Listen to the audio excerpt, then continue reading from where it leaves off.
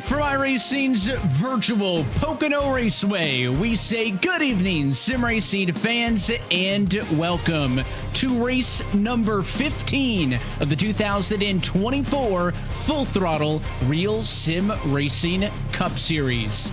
It is going to get tricky tonight in Long Pond, and we're happy that you're with us on RaceSpotTV, where alongside Derek Watson, my name is Evan Pocono, and Derek, after a week off for the July 4th holiday, we are back in the midst of our own little bit of a summer break, where we go racing here tonight at Pocono, and then we enjoy another off week before we head back to the Indianapolis Motor Speedway in a couple of weeks' time. But Pocono, a racetrack unlike any other on the calendar, and in my opinion tends to be a pretty divisive one amongst drivers. You either love it or you hate it, and it falls in a critical time in this season if you count tonight. Only 6 races left in the regular season.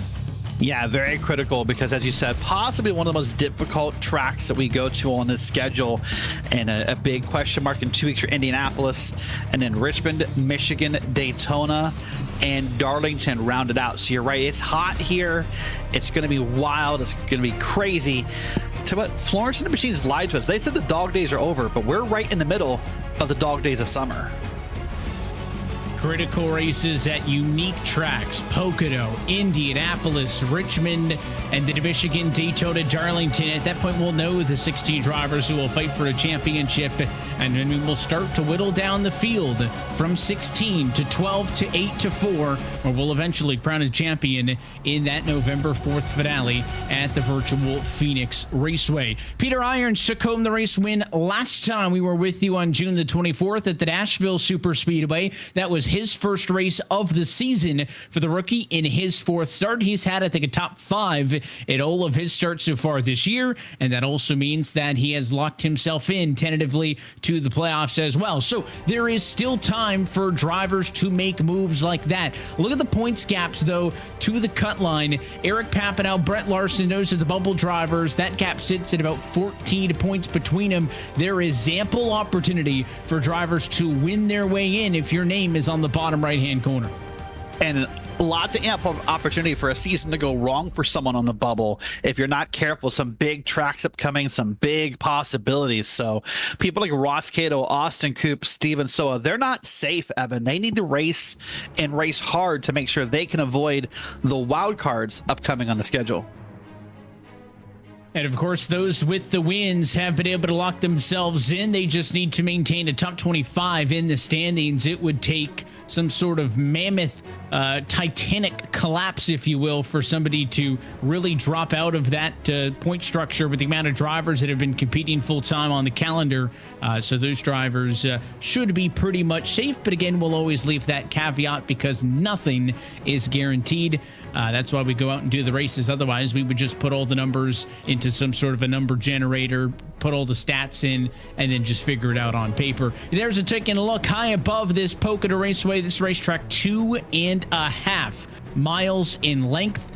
Same distance as the Daytona International Speedway. But of course, this 3-cornered Pocono Raceway, unlike anything else you'll see, as we take a live look in at qualifying. A lot of drivers in this series call this track home. So does that guy right there, the 75 of Steven Soa, one of the many drivers in the field who considers this their hometown track. Drivers have about 2 minutes left in the 5-minute session to put down their best lap. So we'll see Steven Soa here come through what we call the tunnel turn, Evan. The trickiest, in my opinion, of the 3 corners because it's just so sharp and quick. Gets out of it pretty well and tracks out. Now he'll come back through the last corner here. This one is tailored and created and inspired by the Milwaukee Mile. This turn 3 feels like it goes on forever when you're inside the car. Feels like you'll never stop turning left out of turn 3. And then it is in Long Pond, and it is the Long Pond straightaway as they head back down again. 2 long straights. That front stretch there as Soa comes to complete his lap, 5th best at the moment, but more times ticking in. Davis and Coop go green on that scoring to pylon. That will shuffle Soa down. Irons goes to P2, but 0.2 of a second off Nieto. I mean, that 2 car has this field cleared by a large margin currently. Does Andrew Freenosh have anything in the bag for him? Yeah, we'll wait and find out. Andrew Frenash, of course, a veteran, but got really loose there and just sort of killed the run and comes back down here.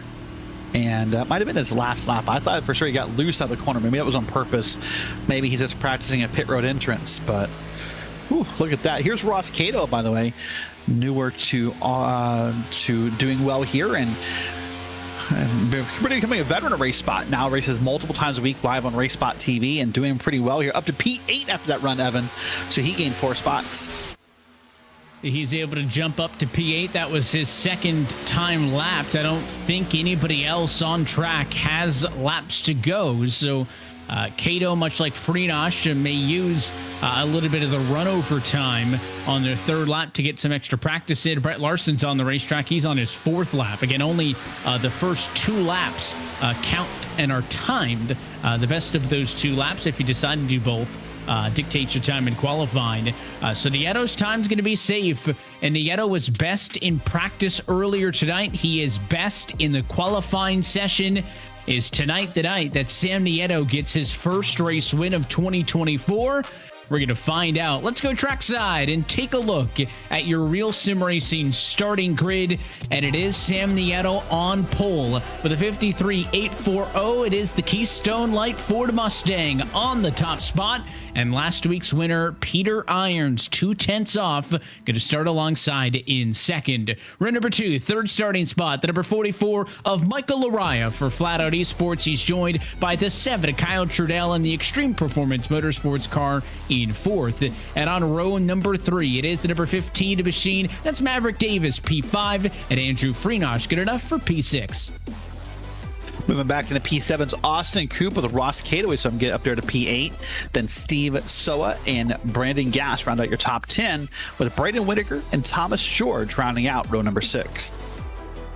Lucky number 13 tonight belongs to Brett Larson in his XPM machine. Eric Papadow going to join him in the Ironman Motorsports number 17. 15th on the grid is Tomorrow Motorsports' Dylan Coyle in the number 79 car. And 16th on the grid, another of the XPM entries, that one, the number 30 of Mike Maddox. And on row 9, it is the number 82 for Rogue Wave Racing. That's Madanzi Major. And at 18th position to his outside is Dalton Randolph.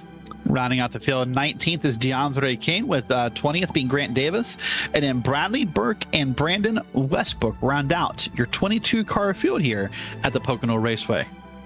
It's a look top to bottom at your starting grid. And again, Sam Nieto, certainly an opportunity to win the race here, but it would be hard-pressed outside of some of the road courses, Derek, for me to remember the last time we saw somebody win pole by 0.2 of a second. I mean, that is a healthy margin in favor of the driver of the number 2.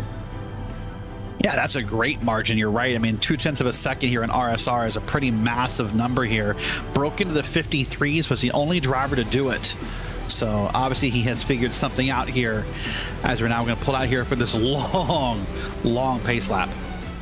Pace laps are long. That also means laps under the yellow will be long. So a smaller field, as always, will increase the odds of green flag racing. That's been one of the drivers' top compliments on the year, is how many green flag laps they've had and how much that has allowed strategy to play into the race. Tonight may be no different. 80 laps on the board. That's 200 miles start to finish. We do pay out bonus points to the drivers in the top 10. That halfway bonus happens at the end of lap number 40. 10 points the first, 1 point the 10th. You can do the math on the positions in between. There is no caution, though. We race right on through. As always, fixed setups, 4 tires available, 4 sets, I should say, on pit road, and 100% fuel capacity if we need it at the end of the night. Up to 3 attempts at an eNASCAR overtime finish.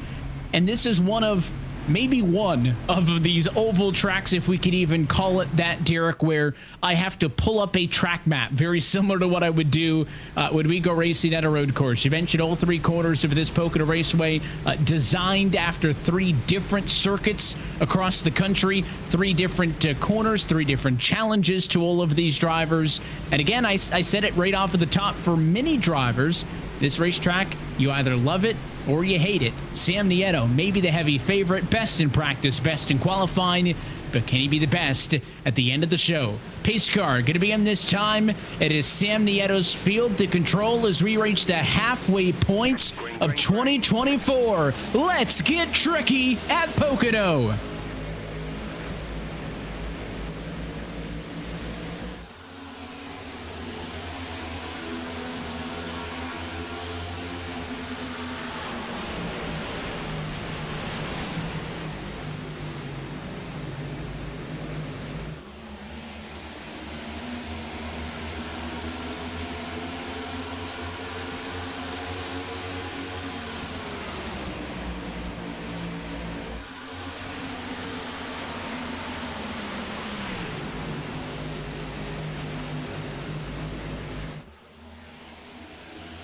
Clear for the race lead is Sam Nieto. For second, Peter Irons is going to try to clear Michael Araya, but there is some early race drama. Derek, Sam Nieto has been given a black flag from iRacing Race Control for starting too soon. The start of the race is on the iRacing green, not on the control car. iRacing determined the two went too early, and he may have to serve a black flag under green flag conditions as Irons passes him for the race lead. Yeah, Sam's been protesting to no avail to try to get that cleared and to have be looked at, but it's not going to. You're right. All restarts on the initial start in RSR are on the green flag, and iRacing has a speed he has to maintain before that start, and it would have told him on his screen. So I suspect this time by the 2-car, Nieto is going to give up the pole here, give up the lead. But listen, at this track this big, Evan, the good news is, depending on what the penalty is, it's not as detrimental if we were at like a New Hampshire or if we were at a Richmond, which is coming up in a couple weeks. Yes, it's going to stink for Sam Nieto. Yes, it's going to be unfortunate, but it's not as penalizing as it could be. I believe the penalty is simply a drive-through. That car is already on pit road. You see he drops way down the leaderboard. But to your point, this is a big racetrack. He is not going to lose the lead lap. It's not a Daytona, a Talladega, and Atlanta where you need the draft. There is certainly draft here at the Pocono Raceway that can increase pace, but it's not like he is dead to rights. His car back on track right there as he heads into turn number 1. Your leaders are in turn number 2. He has got a wide buffer before he needs to worry about getting lapped. It could be worse. The one challenge is the point I mentioned before the start as we jump back into this battle between Laraya and Trudell for what is now P2, is the fact that we have had a lot of races, Derek, this year go green. That is one thing that he now can no longer afford. He would need a caution flag for this race to be able to come back into his control, as we have 2 more cars down pit road, and Grant Davis and Bradley Burke. Yeah, 2 more cars down pit road, but I don't see any indication, unless I missed it, of black flags for those, but it must have been to come down that early. But you're right, he needs a yellow. Recent RSR history dictates maybe that won't happen, but at Pocono, it does tend to happen across the racing here. We get really close, we get really crazy. I think he'll be okay. Yes, it's frustrating. Yes, now what he has to do is he has to get those thoughts out of his head. He has to just let it go, and his race now. But we'll see if he's able to do that. But look at this battle right here. These cars are already spread out, Evan, and in a line down that straightaway. As you said, the draft is prevalent here. You mentioned Daytona in the open of the show. We're not at Daytona. The draft maybe not as big, but if you're Ross Cato there, you're getting a drag down the straightaway, and you could easily try and make a move coming into turn 1.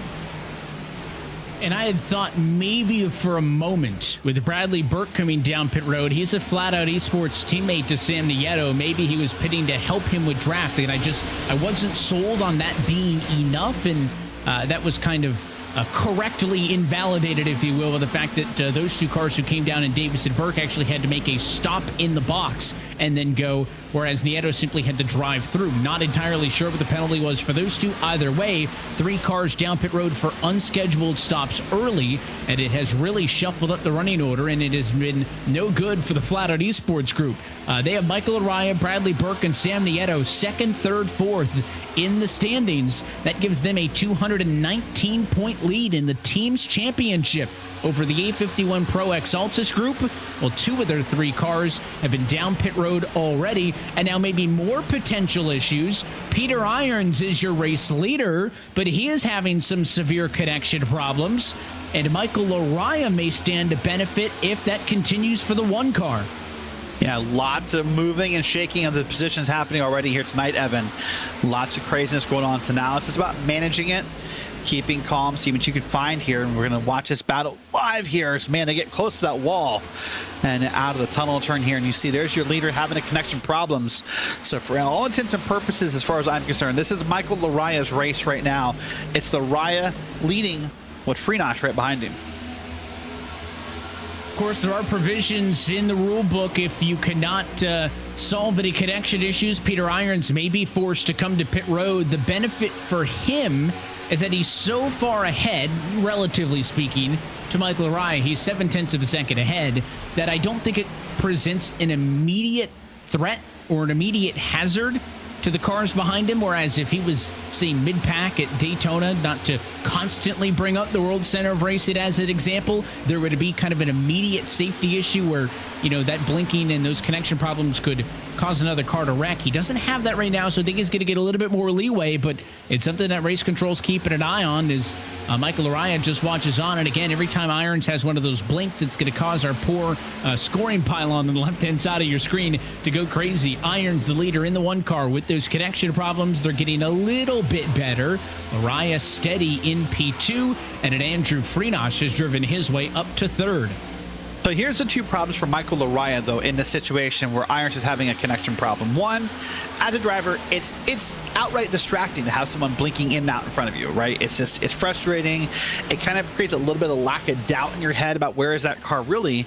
But the second problem is that when Irons is there, he is giving a bit of draft to Araya.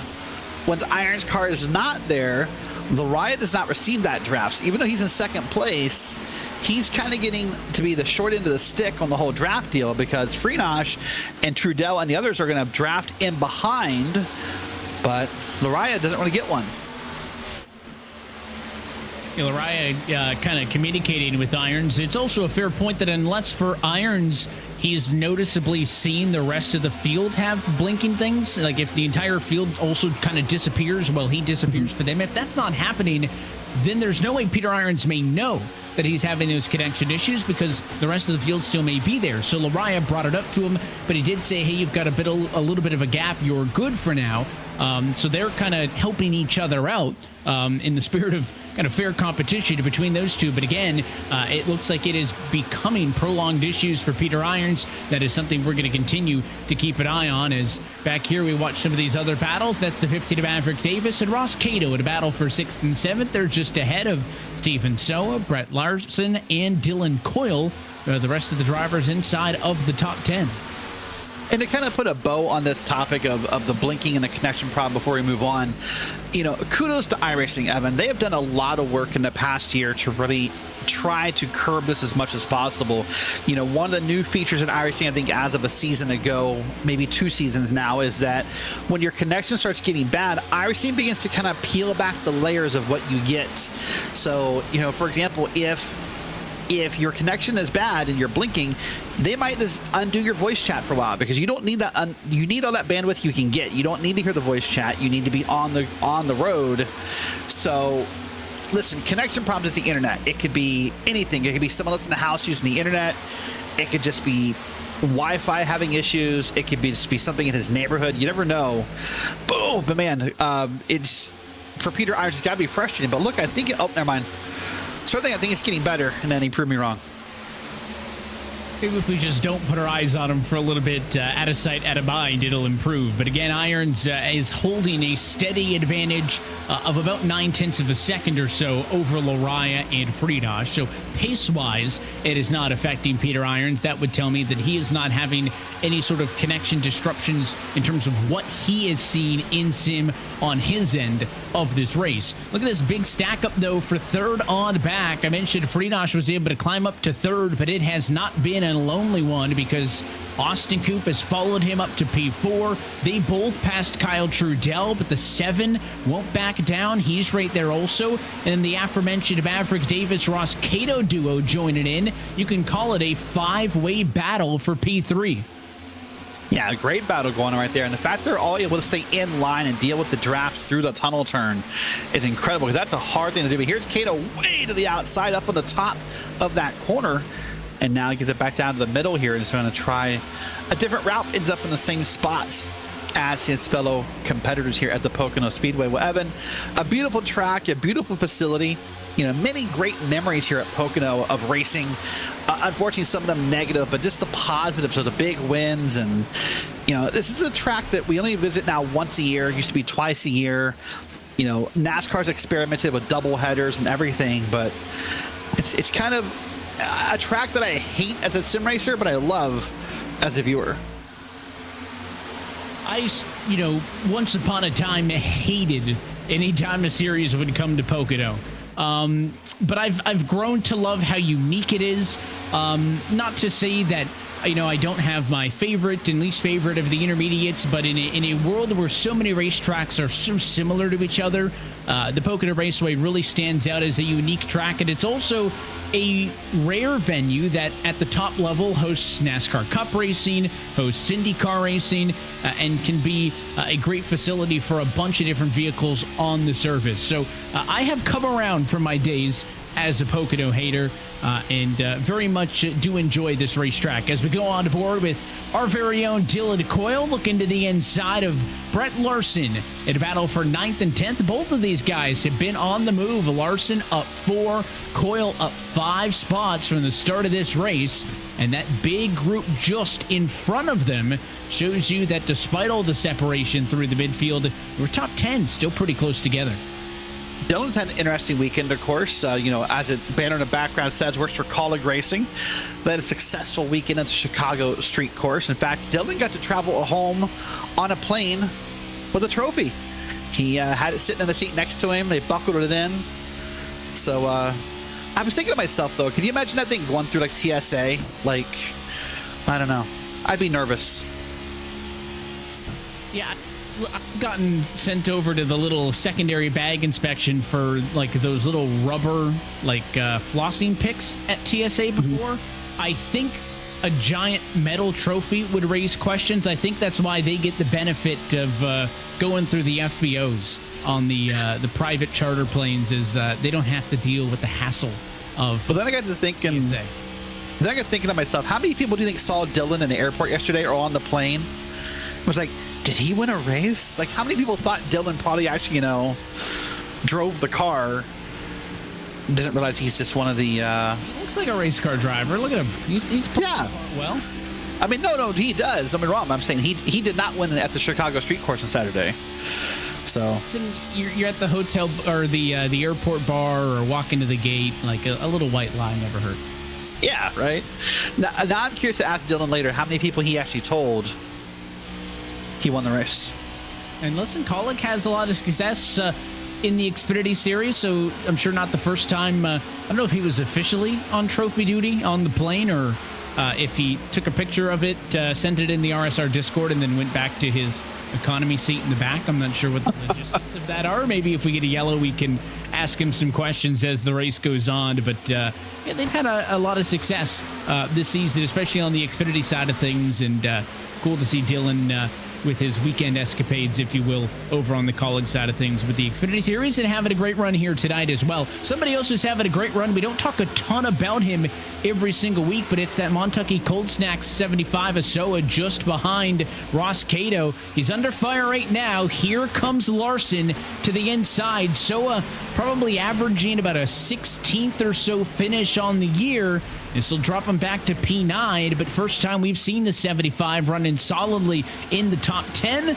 Got a little bit tight that time off the corner. It'll open up the door for Coyle to go down as well. I don't think we should be shocked, though, that Soa is running his best in this race as Coyle clears him down to the tunnel turn, because we've talked about this phenomena before, right? Whatever you identify as your hometown track, your home racetrack, you just tend to be better there, probably because you like driving there on the sim and you just drive it more. And what else can make you faster on track than reps? I think that's a little bit of what is at play with Soa. It's also worth noting Steve is not the only driver who has Pocono as their hometown track per se. Dylan Coyle kind of refers to this as his hometown track. He says that it's kind of split between Pocono and Dover. He started going to Dover first as a kid, and then Pocono a little bit later in life, when he was about 13 or so, was his first race at this racetrack.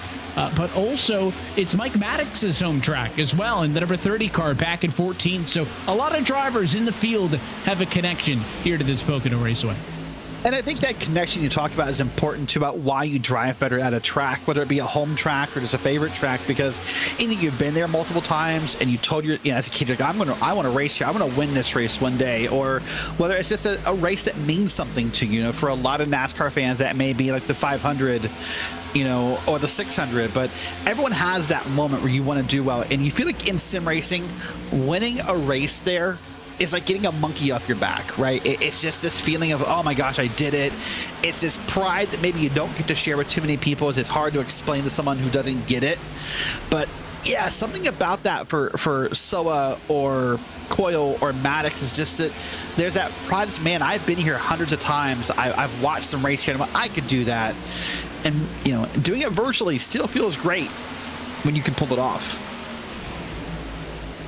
Still watching this battle with Andrew Freenosh on back. They've been stacked up behind him for quite some time now. He has slid to now 2.3 seconds off of the race leader, Peter Irons. Lariah has slid to a 2.5 seconds off. So the one's the best on track, but here comes the 7 to the inside. Big slide off of turn 3 for Davis. It's going to be a drag race down the long front straightaway and down to turn number 1, the bowl they call it. 7 on the inside, 15 up top. Trudell's going to throw it into turn number 1. He is clear. Is there an opportunity for a crossover from Davis? He looks about it, but cannot get the run off of the corner. And about the time he gets down this long pond straight, the longest of the straightaways here at Pocono, don't think he's going to have the position to set it up. He does not. And this tunnel turn right here is not a place that you want to throw it in there side by side if you do not have a step positioning, but a caution behind the leaders. Well, that is the yellow flag that was needed by the San Nieto and the other. But here we are, caution with the lap here on 19, and we're doing pretty well in this race here. Nice clean racing. We'll wait for the RaceSpot replay machine to load up and see what happened, but here we go. So basically a quarter of the way through the race, your first yellow flag, and this will change everyone's strategy moving forward. It is a big win for Nieto, Davis, and Burke, all those cars who had penalties on the opening laps of this race because they were all able to stay on the lead lap. They will all catch up to the race leaders. It may also, unfortunately for Peter Irons, bring his connection issues to a head because he is still having those connection issues. Of course, when he had a 2-second advantage, it was not a problem. But when you're going to be interacting with the cars at a restart, it may. Here's the second look. That's the 30 of Maddox. Goes sideways off of turn 1, almost into the inside wall, then almost back into the outside. Snapped it back down, locked it down. Never actually spun all the way around, but a quick trigger from the iRacing flag stand, and it is yellow number 1. And what a great save. I want to say that real quick for New Topics. What an amazing save by Maddox right there. Obviously, had the car sort of sideways near some other cars, and that's going to trigger the yellow flag to come out. But what a moment. Now, as far as Nieto, here's what this does do as a positive, though.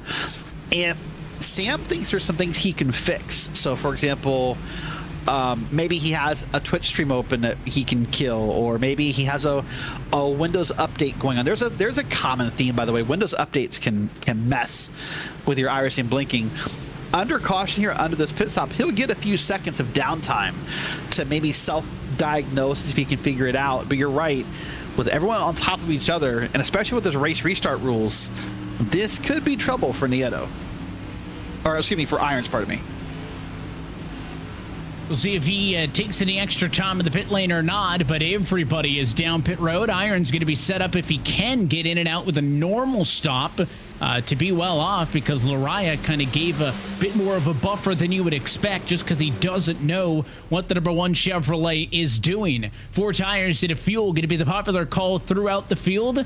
Let's see who wins the race off of pit road as they all race to the line. First one in sight is Lariah. Irons does beat him out, though, on timing and scoring. Of course, you can't see him at that moment. It is wholesale 4 tire stops throughout the field for every single car. I'm looking to see, did anybody try something different for those who were in a different position when this race started. Sam Nieto, of course, had to come down pit road earlier for a penalty, but he did not get tires at that point. So unfortunately for him, he can't really pull a fast one here and, you know, take a different tire set, go for 2, save a little bit of time. Nieto and everybody else who had penalties all also have to go for 4 tires. Of course, the benefit of the yellow being they're grouped back up, but no option, I think, really for them to try anything strategy-wise. Quarter distance into the race, you had to go for 4. Yeah, absolutely. I agree with that 100%. But I kind of figured it out here, by the way. I don't know how up you are on your WWE news, Evan, but over the weekend, John Cena announced his retirement year will be 2025 with a retirement tour of his own. So I've got to thinking maybe Peter Irons is just paying tribute because you can't see him. That could be it. There you go. As you said that, I glanced over at the screen and the car was there solid for like 4 or 5 seconds. And then when I didn't see it there, I was unsure if he had actually gotten those connection issues solved. Race Control says that he will have until the lights go off on top of the pace car in order to get the connection issues fixed. It appears that that has not yet happened. So he's going to receive an ended alongside penalty. The problem for Michael Laraya in all of this is Laraya's the P2 car. Irons is going to get an EOL penalty. That's going to move Trudell up to right alongside him, right? There's kind of no ability to restack the field. So the 44 slightly disadvantaged if this EOL comes, although Irons' car solidly on track for the moment. Well, there you go. We'll wait and see. Sometimes, listen, there's a lot of beliefs across the community about what fixes connection problems. And sometimes people think that, you know, being under caution, maybe you get or receive less data or more data. And there's all these weird beliefs. Who knows, you know, except for the iRacing engineers, what the answer to that really is. But you're right. And Peter Irons has been telling the guys, I can see you guys just fine. I don't know that I'm blinking, but he also at least believes when these guys are saying, hey, you're blinking. But for the moment, looks to be okay. Well, Evan, we're going to stack it back up here about 23 or 24 laps in when we go green again. So we're getting closer to halfway points, which is a thing to talk about. I think the intensity is going to pick up and things are going to get a bit more maniacal as this race goes on. Well, we'll see. Pocono's got a lot in it. It has got a wide front straightaway, and they've been known to fan them out in Cup cars and Indy cars alike. Well, let's see what Peter Irons can do. First restart of the race as the control car for the number 1, as it is on his discretion. Pace car down and in. Irons heads into the restart zone. Green flag back in the air.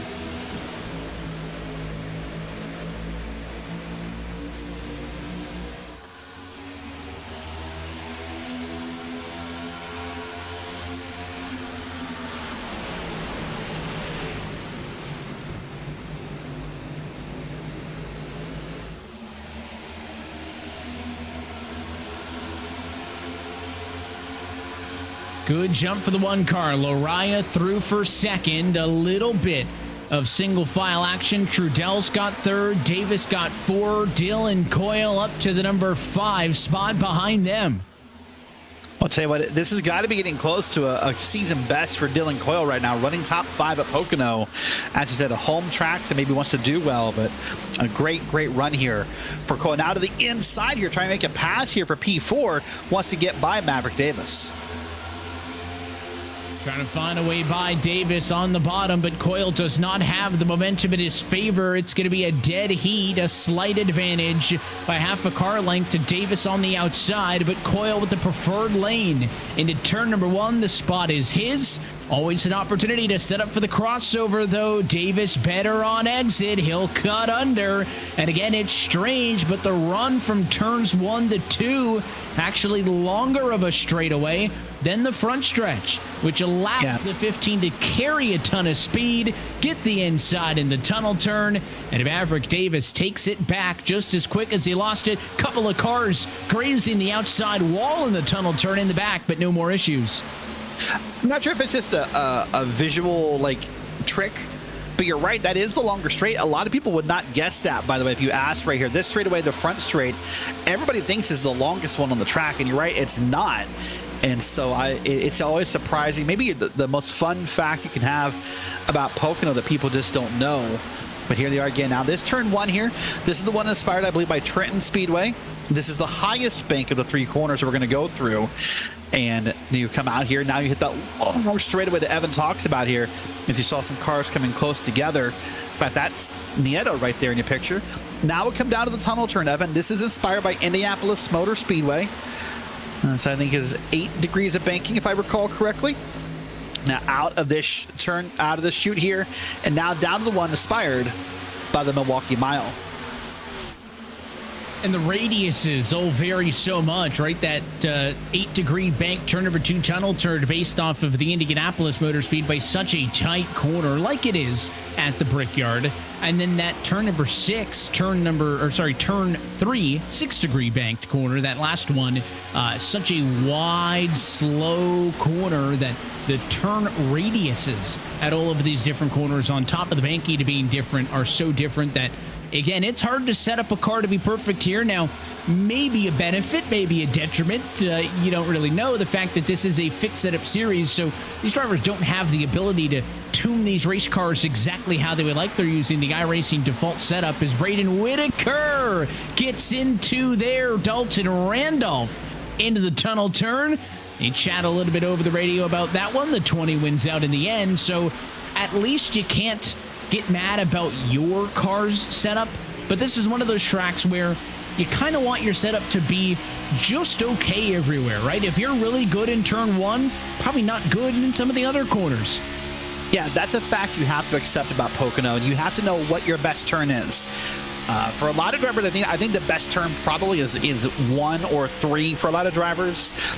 2 is typically the one that most drivers struggle with, but you need to know what you're great at, and in whatever turn you're great at, you need to really just, hammer it home and be great at it, and then do your best to survive the other turns. Right here, the short chute, this one gets a lot of drivers because it's fast, it comes up really quick, and it's slick. You can't just pump the brakes here. You have to really play with the throttle, make it work, and get back into it here. So you're right. Very, very few drivers are great at all 3 corners. It's about managing the corners you're not great at that makes you successful at Pocono.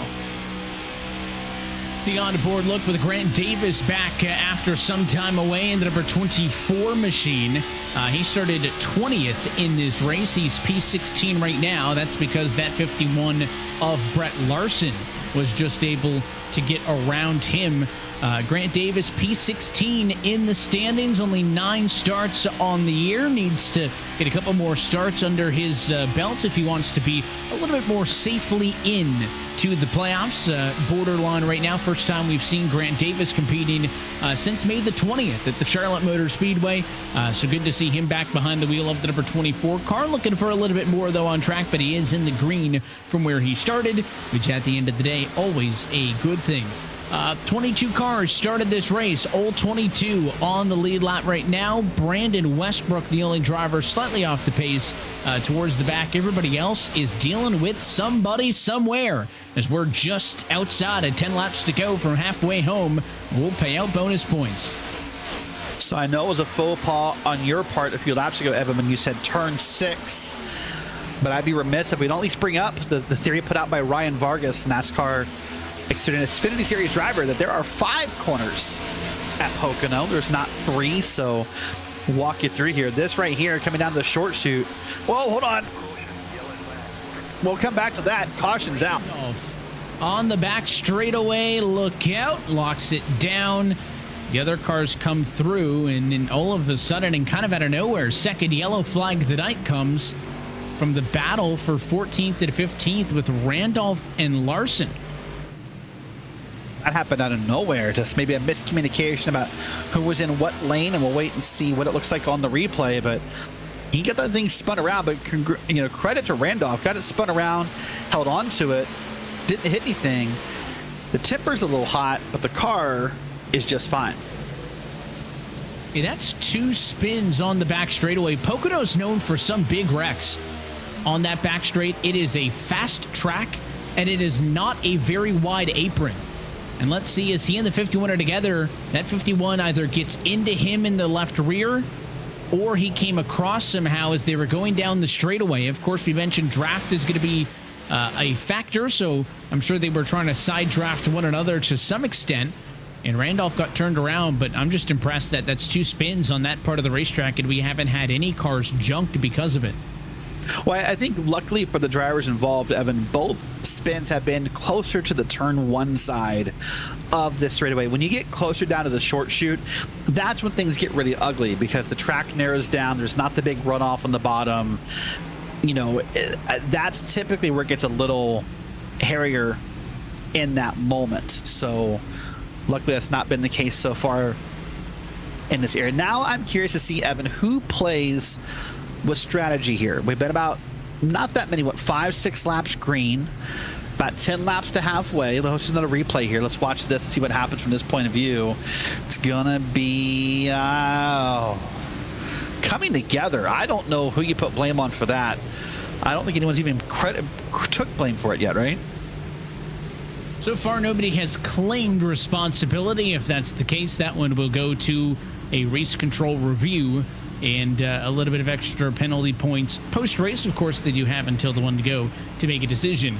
It is almost everybody down pit road, though. Austin Coop, Brett Larson, DeAndre Kane say no. Everybody else is in. Wonder if we'll get a split of both 2 and 4 tire calls. We had some contact on pit road as well. Kyle Trudell got bumped through his box, I think, so we'll wait and see what happens here. I'm curious about the 2 tire calls as well. I'm kind of watching up and down pit road here. They might have had one taker. Look at that. Is that Freenosh?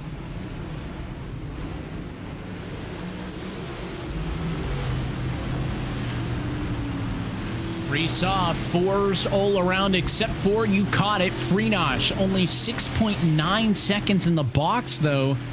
That seems even too short to take 2. I'll scrub my replay back. I don't see any tires going on Freenosh's car. I don't know strategy-wise why you would come down for just fuel only. That would lead me to believe that was some sort of an error and he had forgotten or something had gotten messed up where he wanted tires but didn't get them. Yeah, you're right. That's kind of curious to me. I would think you'd at least take 2 tires here in the moment, but you know, listen, there's also the thought that maybe Andrews just wants to race for the halfway points. Maybe he wants to see what can happen. And listen, the reason I love these kind of moments right here, Evan, assuming he doesn't come back down and fix it, is this is like a live science experiment. Now we're going to wait and see what happens. And in case there are more cautions later in the race, now you know what is and isn't doable. Watch Andrew here is going to come into his box and parks it in there. And you won't see the gas man or the tire changers, but you also won't see the tires ever lift like you do on the car in front of him from Maverick Davis, and just right there, left. So I don't know. Yeah. What I highlight there, right? So that could mean a couple of different things. Obviously, he went too deep into the box to get it serviced at first, backed it up, sat there for a while. I'm curious if he had reversed it and it was still not reversed enough, right? And he kind of sat there for a minute and then pulled away, or if it did reverse enough to kind of engage an active pit stop, but for whatever reason the reversing action didn't allow or didn't, you know, effectively start the pit service and the fuel and the tires like he wanted, or he just forgot to have it set up, right? I mean, there's so little and so many guesses that you could make from that visual, but the fact that he overshot the box initially kind of broadens that window away from just, okay, he probably forgot it, to did the car never get into the box, or did that kind of trip something up with the sim and not really give him that fair shake to get the tires. And to quickly touch on that before we go green, people say, how does he forget? Well, there's a couple options in the sim. By default, you will get tires in every pit stop, which in a league like RSR with limited tires, you don't want that because you'll forget and run out of tires, and that's a bad thing. So a lot of drivers will edit the sim and they say, hey, do not give tires by default. Only if I say I want tires do I get tires. Well, then in a moment like this, they forget to turn them on, and you're where Freenosh is. And it's if you've driven this sim before, you recognize it, but that box can be finicky if you're doing it on your own. Some drivers here will have live spotters. Some drivers here will have live crew chiefs. Others will have, you know, different people doing those 2 roles. Other people will have, the same person activating as both roles. But unfortunately, for whatever that was, if it's just Andrew, It's a little box with some check boxes. That's hard to do at speed, and that could have been why. Nonetheless, we're going to get back underway with the pace car down and in, and Austin Coop in control. Green flag in the air, 8 laps shy of halfway in bonus points. Riding on board with DeAndre Kane through the start here. Watch it, Evan, how wide this track looks, and there's Freenach pulling up in front of him and sort of backs out. And now here are deep into turn number 1. Oh, he's inside. There's someone inside DeAndre, and you saw a little bit of contact there. Yeah, he's on the no tire call, and on DeAndre Kane getting swallowed up by the field in the 90. Caution flag already behind the leaders. Manatzi Major and Dalton Randolph around. Quick caution after I think was some 3 wide gone awry back in the midfield. And for the first time, a yellow has actually torn up a couple of race cars. Well, there's a lot to talk about with strategy here once we see what happened to those cars. But now for drivers like Austin Coop, Brett Larson, Freenach, they might be set up pretty well for the halfway point of this race, because we're only going to get going with a couple laps before those halfway points are paid out. But let's watch this replay here.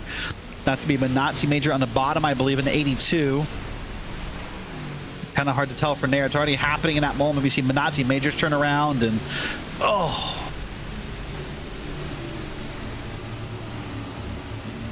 3 wide as they came off the corner. Dalton Randolph said over the radio, just kind of got real tight as we came off the corner. That high look, I don't know if the 26 might have come down a little bit.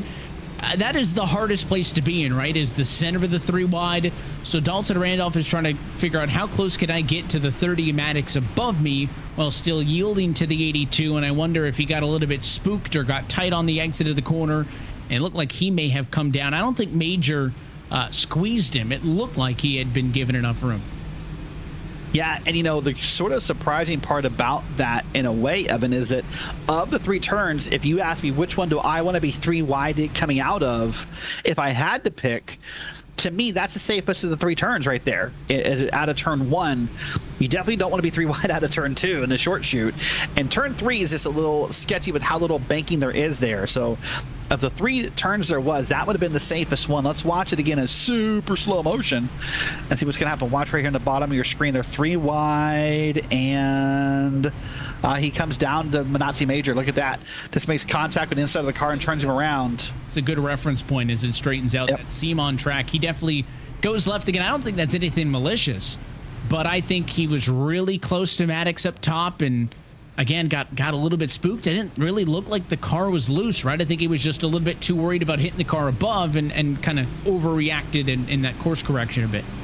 Well, and one of the things you talked about in the last caution that's really pivotal to this conversation is spotters and live spotters. And Dalton Randolph comes in without one. And the sim will tell you, hey, you're 3 wide, or you're 2 wide up top, 2 wide on the bottom, or give you different information. But the information that's lacking a lot of the times, Evan, is how much gap is there in 3 wide. Listen, we can be 3 wide with, you know, a whole car on both sides, or you can be 3 wide and rub and paint. And whether you're in single monitors or triple monitors, it's just hard to tell sometimes. It's hard to know how minuscule of an area of track you have to play with before you find out just how 3 wide you are. Saw an interesting split decision again onto pit road. That makes it 2 in a row that not everybody was in agreement. DeAndre Kane, Austin Coop, Brett Larson, who stayed out last time, interestingly enough, have all still stayed out. DeAndre Kane was getting swallowed up. I would have fully expected him to come down pit road. Coop and Larson, that run really wasn't long enough for them to be challenged, so they still lead this race on about 10 lap older tires than everybody else. But Burke, Whitaker, Papanow, Maddox all down pit road. Those drivers in for less than a full bit of service, so I think they are simply in for maybe repairs. I know Manatzi Major on pit road for some extended repairs. So has been Brandon Westbrook. But Randolph, 30 seconds. That was for repairs. But Burke, Whitaker, Papanow, Maddox all down there for less than 5. Doesn't even seem like enough time to get 2 tires on it. So maybe for the slightest of damage repairs. Or just to top it off in fuel, right? Listen, RSR is known for our long green runs. We're not showing them tonight so far, but we are. And so what you got to think about right now is, listen, if I pit right now and I top off the fuel, what advantage does that give me if this stays green? Maybe I can go an extra 2 laps. Maybe I can go an extra 3 laps. And how does that play into my benefit, for the end of this race? I don't think we could make it 44 laps on gas. It would be really close, I believe, if that was the thought. But yeah, top it off. Why not? If you're already in the back, what is there to lose? Now, as far as the front, Coop, Larson, Freenosh, you're already here. You're racing for halfway points, it feels like. You already made that bed, so to speak. That's one of the most common phrases. You've made the proverbial bed. Now it's time to lie in it and see what happens. Pitting now would just throw that away and just kind of make it all seem for nothing. Yeah, I think that's part of it. And I wonder if DeAndre Kane was staying out to do the same thing, right? To get some of the bonus points at that halfway bonus part. But sliding to P8 is such teetering on the edge. You're going to have to hold off 7 cars that have got 10 lap better tires than you. And then behind them, there's 4 cars with 15 lap better tires. I just don't know if this is going to put DeAndre Kane in the points. If I was him, I may have come down pit road and kind of abandoned the calling. And I think it's a little bit different.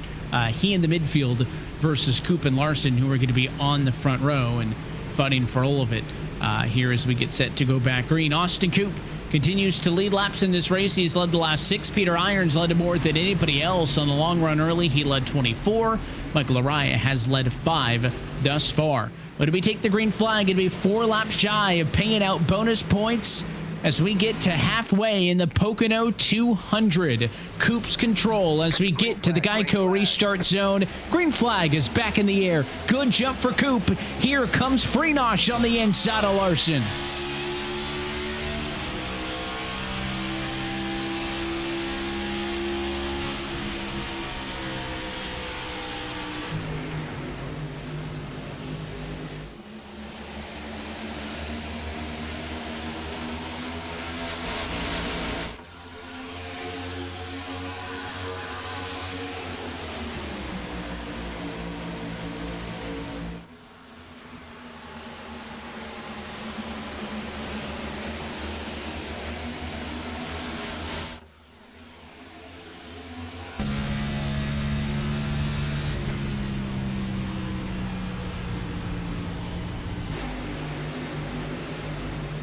Larson did everything he could. He almost cleared Freenosh in the battle for P2, but in the end, Freenosh has got it. Give it to the 88 car. Well, Freenosh got an impressive push down the front straightaway on that start there and really got to make up a lot of space on Austin Coop here.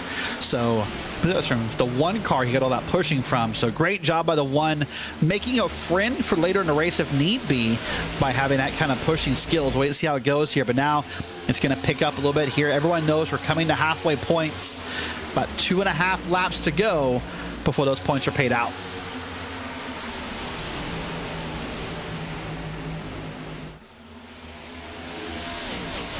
Freenosh now pressuring Austin Coop for the race lead. A battle back at about the number 5 spot. Ross Cato also looking to the inside of Maverick Davis. He gets tight in turn 3. Lifts out of the throttle. He may lose a spot in the end as the 12 of Ross Cato going to go to his outside. But Freenosh serpentining down the front straightaway as they try to chase race leader Austin Coop.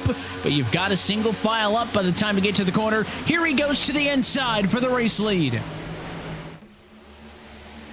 Well, here we are side by side. Freenosh going to try to get up here and lean in and get a good run out. Does. Still side by side down the longest straight here at the Pocono Raceway. And now going to come down to the tunnel turn. Let's see who budges first here.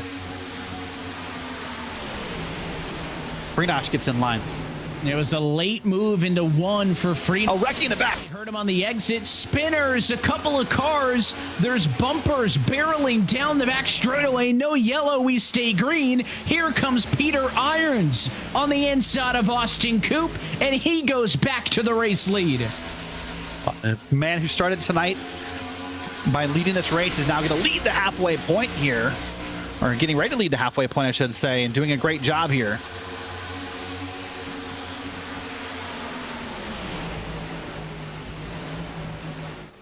So he goes back to the front. Again, there was contact in the back of the field, and it involved two cars. Braden Whitaker heavily damaged. His car forced to pit road, but we stay green. Andrew Freenosh on the hunt, trying to get back to second. Coop blocks low. Freenosh going to go try the outside line in the tunnel. DeAndre Kane. Just as they get nose to nose, the yellow flies, and Coop almost crashes under the yellow flag.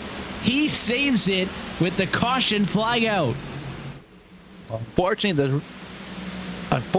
the wreck here is going to involve DeAndre Kane, who you and I noted was trying maybe to race for those points, and we'll wait and see what happened here. But just got turned around and hit a wall. So, unfortunate moment for Kane. Let's watch this here. Oh, there's the first wreck. This is not Kane. This is going to be, I think, the one we saw before. Dylan Coyle apologizing for maybe that second look there. You had mentioned DeAndre Kane, one of the drivers involved, and what actually does bring us all the way to the caution flag. Always a chance as well that there were, concurrent issues on track. Kane going around in 2, I believe, is what will officially be the cause of the caution. He was trying to hang on to points, right? Coming to the line that time. Points were going to be paid. That's the 20 of Brandon Gas to the inside. A little bit tricky to tell who did what. They kind of met each other, right? I think that 90 coming from the outside line was starting to turn into the tunnel. But when there's a car under you, you can't really take that gradual turn in. And I think the 20 may have been holding him a little bit tight, but I think DeAndre was really, really pushing there to try to get a couple of points.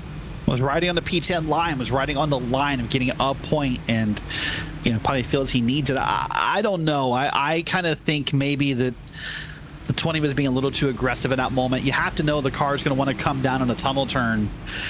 That's one of those differences between being right and being wrecked. Sometimes just because you're right in an argument doesn't mean it turned out the best. Right now, here comes everyone down pit road. Full service everywhere. I suspect 4 tires, gas, windshield tear off, the whole 9 yards for everybody. Man, we are burning through tires, Evan. There is no more gamesmanship with drivers trying to get some bonus points. Peter Irons gets the lion's share as he was able to take the race lead back, but Austin Coop basically bump drafts him down the entirety of a really long pit road. First time we can watch that white number 1 Chevrolet. At pit stall number 2, slow into the box for Sam Nieto. Nieto came down pit road in 9th. It's quick service for a lot of them, as fuel only may be reigning supreme for a lot of your top runners. Peter Irons decides to go right sides only. He's 9.7 in the box, but fuel only, I think, for Davis, Cato, Nieto, and Lariah. Yeah, I mean, that does appear to be the call. This is a big question mark about what should you do, because a lot of the laps, it feels like we've run since about lap 25-ish, have been under yellow. So it's hard to make a case that you've already burned up too much of your tire. But at the same time, who knows when you get another set, if you get another set. As you said, I suspect everybody's good to go from here on gas. So short of another yellow, it's going to be hard to justify making a green flag pit stop. But wow, big moments, big strategy. These are the moments I love right here. The race strategy and the what ifs. This is my nerd moments right here. It's been a while since I have seen so many fuel only stops. Drivers will say that this current build with these next-gen cars does not have as much tire wear as they would like it to. So those 2-tire calls, the no-tire calls in the effect of a fuel-only stop have become a little bit more prevalent, but it still is not kind of what reigns above all else. And I think 4 additional sets of tires is what has been made standard as what's available to these drivers. That's the case for all races on the ovals here in this Full Throttle RealSimRacing Cup Series. It's worth noting this is already caution flag number 4. That's trending above the seasonal average. So maybe that is what is causing drivers to not take tires every time, is because if you had simply done so, you'd already be out, and we've still got just a touch under halfway left in this race. Yeah, as you said, that's the key, right? 4 additional sets, 5 sets total for the car. So So you have to kind of do that math and figure out, you know, how often do I want to change tires, because you don't want to end up, if there is maybe RSR overtime or, you know, a 5 to go moment, you don't want to be that guy who's out of tires trying to hang on for dear life. Well, Evan, I brought it up earlier. I think now under caution we could do it. You know, there is a belief kind of going through the NASCAR community, this is not a 3-turn track. If you listen to Ryan Vargas from the Xfinity Series, he'll tell you there's 5 turns here. So I think coming up here at a moment where you hit the short chute. Is this the short? I'm showing you where we are on the camera wise. Yep. So this right here would be 2 turns. This is, oh, sorry, this is turn 2. So turn 2, which is the only turn that he says is 1 turn. It's 1 turn. This would be turn 3 for the record, according to Ryan Vargas. We'll come down the straightaway. And we're gonna hit turns 4 and 5 because the typical NASCAR, I'm gonna call it a tradition, I guess, is that we typically break a turn in half. And then of course, around the other side of the track will be turns 1 and 2. So, you know, what do you call it, the trick? I think well, that's the only track that is numbered correctly, and all the other ovals are just 2 turns. I think I'm on the other side of that argument. I do believe that we're not consistent, but I think I'm opposite of that. All right, fair enough. That's fine. So here we come down straight away here.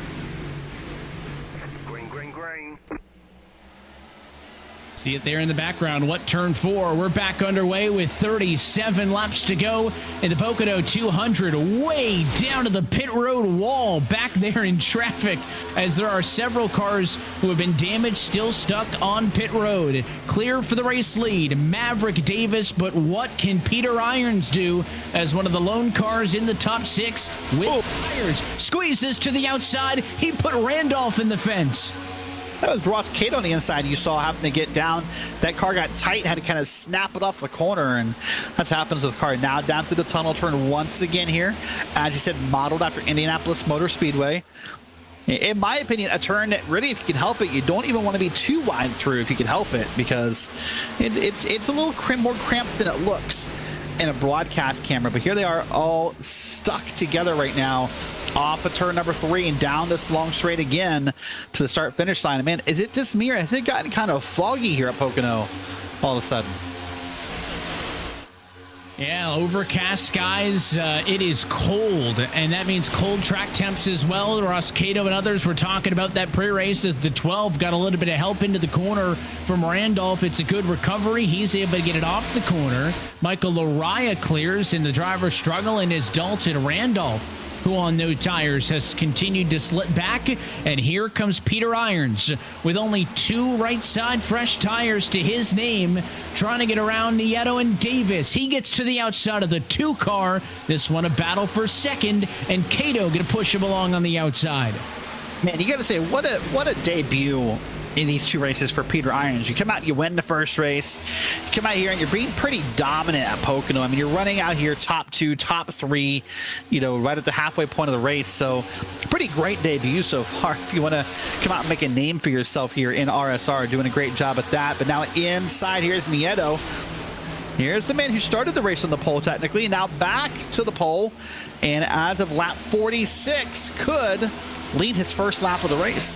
Oh, smacking the wall though. That time off of turn 1 was that one of Irons. I don't think it was a ton of damage, but it certainly kind of stinted that momentum a little bit. And as to your point, Nieto gets clear now through turn number 2, the tunnel turn. He sees daylight. His march back to the front of the field has been complete after getting a black flag penalty for jumping the start of the race as the pole sitter.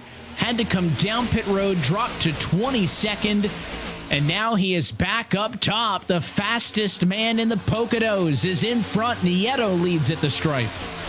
In a way, you can't be surprised, right? You and I pointed out in the pre-race, he's 0.2 of a second faster in qualifying. Now he's got a battle going on behind him between Irons and Maverick Davis, which has sorted itself out. But I mean, he's just doing incredible laps here is what Sam Nieto's doing. And so when you find a driver who has that much more speed on the field, in a way, you're not surprised that he's found his way back to the top. And now that he's found his way back there, it ironically happens off cycle, I'll call it. There are other drivers with tires. Freenosh back there in the number 6 spot. He looks like, based on his time on pit road, that he may have gone for 4 tires when he was on pit road. I just double checked. That's correct. So probably 4 tires for Larson, Gas, Trudell, and others. Again, Nieto didn't take any. So there was no popular call. There was no single call that dominated the decisions, but Nieto is in theory at a disadvantage to Irons. We'll see how long, if at all, that one's going to be able to get to him. As back here in for third, Ross Cato clear of Davis on the bottom in turn 1. Yeah, if we stay green, I think for maybe, 20 laps or so, everything's going to get kind of chaotic and crazy, and we're going to have a lot of number tracking going on about who took tires when, who didn't take tires when, who took gas when, and all those factors playing off. But oh man, it is getting sketchy in the middle of this field here. And contact, look at that. Into the wall. That's gonna be come back up into traffic. I saw it snap back up. Caution does fly. After I just thought we were maybe going to get away with it, Dalton Randolph involved. I don't think he ended up collecting anybody else in the end, but it was a scary sight seeing that car come back up the hill. Let's watch it again. There's the touch, and then this is what I saw. Was coming back up the hill, but he locked that thing down, and fortunately, nobody else got into him. Sort of the surprising part of that to me, Evan, is that he hit the inside wall, and that wall didn't stop him. Like, I'm surprised he somehow got it back up the track after that wall. I thought that wall would have basically have killed his momentum, but I guess not. But here we are, caution now, I believe number 6 at Pocono. So obviously this is a race of really short sprints, which doesn't help anything, by the way, because now as a driver, if you know you have to make a short sprint to the lead, you're more aggressive. And what does that aggression lead to? Cautions. Let's watch this here. Watch this replay. Gets hit on the outside, hits the wall, and then you said Isaac here locks it up. And then from his point of view, is just hoping that no one's going to cream him on the passenger side door. Part of me wonders if that wasn't some intentional contact on behalf of Dalton Randolph, because that story to me starts a corner before that in turn 2. He basically gets kind of loosened up and moved out of the way for that spot by the 51 of Larson. And then kind of in turn, remember, these two had contact at lap number 29 in this race. And the 51 kind of used him up a little bit, and I think he kind of drove into the door of the 51. I don't think he got hit from up top. I think that was just a little bit of delivering a message gone wrong. Evan Pasoko, are you accusing race car drivers of having a memory of who hits them? One thing I have learned in 11 years of watching drivers race in virtual races is that they always remember. Let's watch it right here. There's the hit, right? 51 drives it in, loosens him up, goes to the outside. And I think the 51 stays on the wall. I think he kind of goes to deliver a message, and it just doesn't work.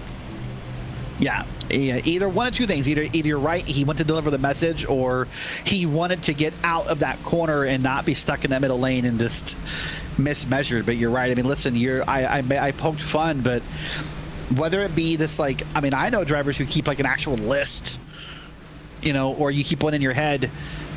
Drivers tend to have a memory of, hey, I was, 4 years ago at Pocono in turn 2, so-and-so got me loose, and I haven't forgotten that. I'm like, I don't have that ability. Of all the cool talents I have, that's not one. Let's watch it again here.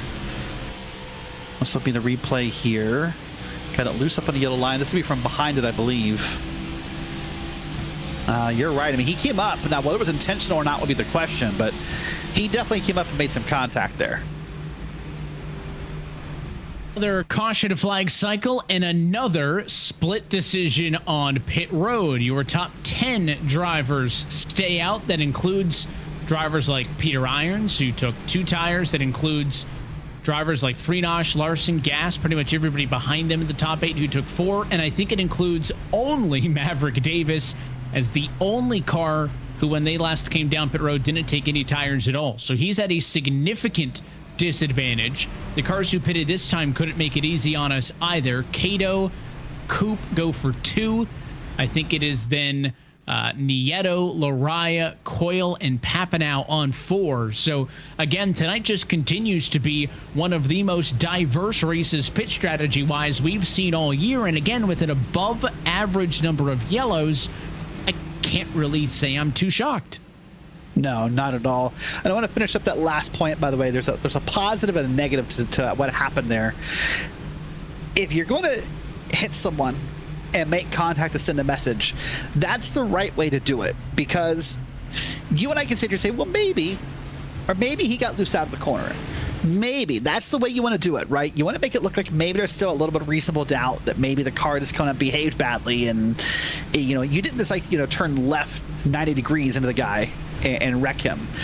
The negative of the story is if you're going to wreck someone to make a point, probably don't want to wreck yourself in the process. That doesn't make it any better. The goes back to the Landon Castle, Danica Patrick days, is that the number one rule of stock car racing is don't wreck yourself. Right. And there have been times throughout the years where drivers have delivered messages, I think is a way to put it, and they have done so in very egregious ways that have stepped over the line. And we saw one yesterday. Yeah, you just can't really be, especially like green flag conditions and under yellow, taking people out. And when you get into that kind of maniacal territory, you find yourself parked and sitting out. So if you're going to deliver a message, number one, make sure you don't take yourself out, but number two, do it where there's some plausible deniability. Those are some key things that the drivers have picked up on. And a lot of the drivers in this series, they've been racing with each other for a lot of time. That's given time for rivalries to fester. It's also given time for respect to build as well. Some of the drivers that are newer, maybe neither of those yet to this point. Green flag, though, back in the air. 29 laps to go as the fog continues to settle into Pocono. It's a good jump for Irons, and once again, Freenach is going to try to get P2. Freenach didn't get that run there that time because the run he got before was from Irons when the restart happens. Obviously, Irons is out in front, so he's not going to get that massive draft here. So now Freenach has to make it happen on his own. But here comes Maverick Davis to the inside. Now coming down to turn number 2. Maverick's going to possibly clear Freenach even before we get there, or at least be side by side down to the corner. Freenach now ends up on the outside of Davis after initially trying to make the move down on the bottom. Does this work out better for the 88? A lot of people will consider the inside to be the better place down through the tunnel turn, but as they come off of turn number 3, the outside maybe with a better opportunity to carry some speed. Maybe a slight advantage to Freenach. Does Gas give the 88 a bit of a nudge? He does. They're going to both draft right on by the 15 car and go to second and third. There you see the effects of the draft, possibly even a bump draft happening there that made it happen. But then we're going to see, really, Irons is pulling away without the draft. Irons is doing a great job here, almost getting back that lead he had earlier when he had the connection problems. Now no connection problems and has the same lead.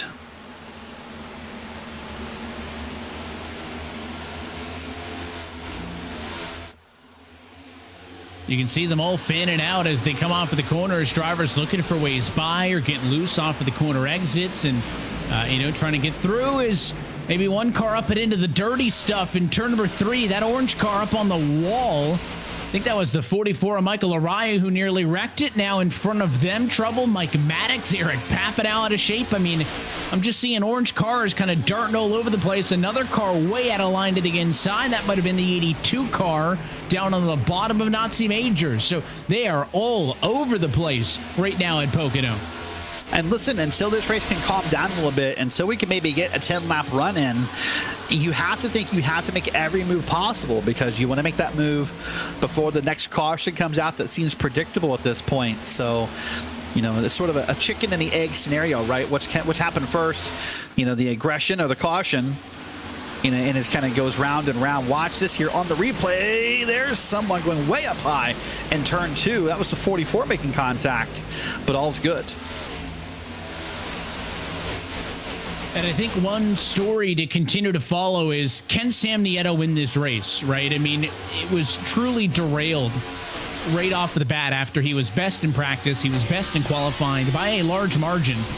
was this Keystone Light Ford going to win the race? He finally got up top, but he was slightly off cycle, right? Didn't have tires, so he was one of the cars who came down pit road and pitted under the most recent yellow flag. Sam Nieto, though, right now, he is only the second best car on that strategy, and he's trying to get the lead spot. That 12 Acato that he's side by side with right now, the next highest running car for those who took 4 tires. So he's kind of fighting with the 12 to be the next man up, but I think they need a green flag run to use the about 8 or 9 lap advantage they have on tires to their favor. But right now, that 12's got no intention, and as long as he's chasing Ross Cato, that 2's going to be wearing up his stuff. Yellow flag. Oh, big wreck here. Hold on. Back in front of the field. Lots of cars look to be involved in that camera angle. And the front straight is a big pile of smoke here at Pocono. Lap 55, it was the 24 of Grant Davis who had gone around.